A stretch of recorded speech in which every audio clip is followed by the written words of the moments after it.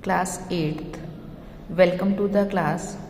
बच्चों, आपका लेसन पदबंध, उपवाक्य एवं वाक्य भेद ये हम क्लास में कर चुके हैं, जिसमें से पदबंध उपवाक्य आप जानते हैं। वाक्य भेद आज हम रिवाइज करेंगे। वाक्य के भेद दो प्रकार से किए जाते हैं, जिसमें रचना के आधार पर वाक्य भेद है और अर्थ के आधार पर वाक्य भेद है। रचना के आधार पर वाक्य भेद तीन प्रकार के हैं: सरल अथवा साधारण वाक्य, नंबर 2 संयुक्त वाक्य और नंबर 3 मिश्रित वाक्य। आज हम जो रिवीजन करने जा रहे हैं वो है आपका अर्थ के आधार पर वाक्य भेद।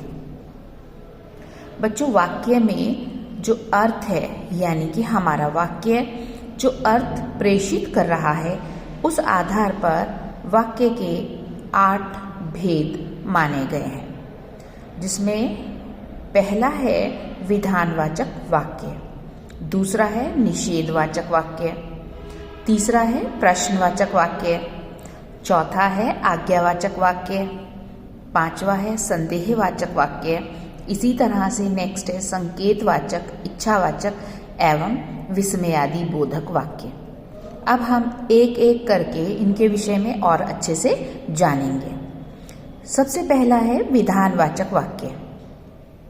जिस वाक्य से किसी काम के होने या करने का सामान्य रूप से बोध होता है, उसे क्या कहते हैं? विधानवाचक वाक्य। यानी जिसमें हम कोई इंफॉर्मेशन देते हैं, जैसे विद्यार्थी पढ़ रहा है, सूरज चमक रहा है, बादल गरज रहे हैं। दूसरा है निषेधवाचक वाक्य।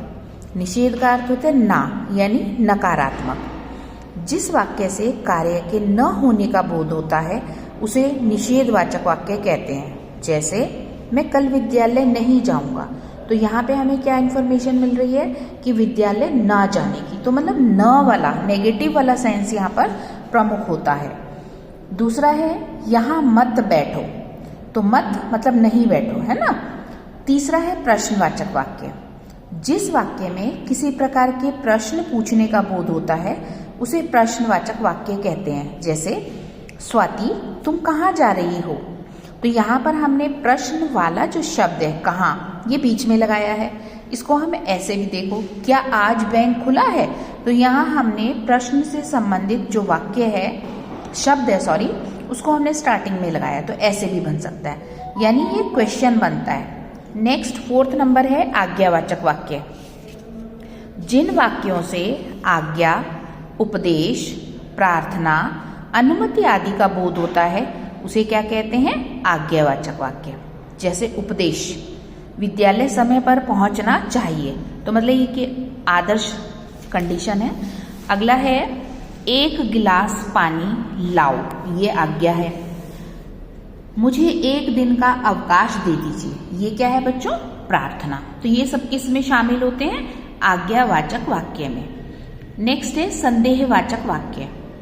जिस वाक्य में किसी कार्य के होने में संदेह का बोध होता है, उसे संदेहवाचक वाक्य कहते हैं, जिसमें डाउट होता है। जैसे शायद कल मैं ना आऊं, वर्षा होने की संभावना है, हो सकता है मैं घूमने चला जाऊं, तो मतलब संभावना है और नहीं भी है, तो डाउट है, तो संदेहवाचक वाक्य। नेक्स्ट है संकेतवाचक वाक्य।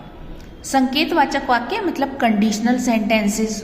जैसे इसमें क्या होता है, जिस वाक्य में एक ही बात या काम का होना दूसरी बात या काम के होने पर निर्भर करता है, उसे क्या कहते हैं? संकेतवाचक वाक्य। जैसे यदि सावधानी बरती जाए तो दुर्घटना रोकी जा सकती है। इसी तरह का एक और एग्जाम्पल देखिए, परिश्रम किया होता तो सफलता अवश्य मिलती, यदि बारिश होती तो फसल भी अच्छी होती। तो कंडीशनल सेंटेंसेस बोलते हैं, एक स्थिति के पूरे होने पर दूसरी स्थिति का पूरा होना या ना होना निर्भर करता है। नेक्स्ट नंबर 7 है इच्छावाचक वाक्य। जिस वाक्य में इच्छा, आशीर्वाद, शुभ कामना आदि का बोध होता है, उसे इच्छावाचक वाक्य कहते हैं। जैसे काश मैं एवरेस्ट छू पाता, नव वर्ष की हार्दिक शुभकामनाएं। ठीक है, तो ये हुई इच्छा। अगला है विस्मयादि वाचक वाक्य। इसकी सबसे पहले पहचान तो बच्चों यही होती है कि इसमें विस्मय, हर्ष, शोक, प्रशंसा आदि अनेक भाव होते हैं और इन भाव से संबंधित शब्द के बाद एक्सक्लेमेशन मार्क यानी विस्मयादि बोधक चिन्ह का प्रयोग किया जाता है। उदाहरण देखिए, वाह कितना सुंदर दृश्य है, ओह बहुत बुरा हुआ। तो इसके अंतर्गत सभी भावनाओं से संबंधित जो शब्द होते हैं वो भी प्रयुक्त किए जाते हैं और वो आमतौर से वाक्य के आरंभ में रहते हैं। तो आज हमने अर्थ के आधार पर वाक्य भेद इसका रिवीजन किया और आई होप कि ये आपको और अच्छे से क्लियर होंगे। मिलते हैं आपसे नेक्स्ट वीडियो में। Till then good bye.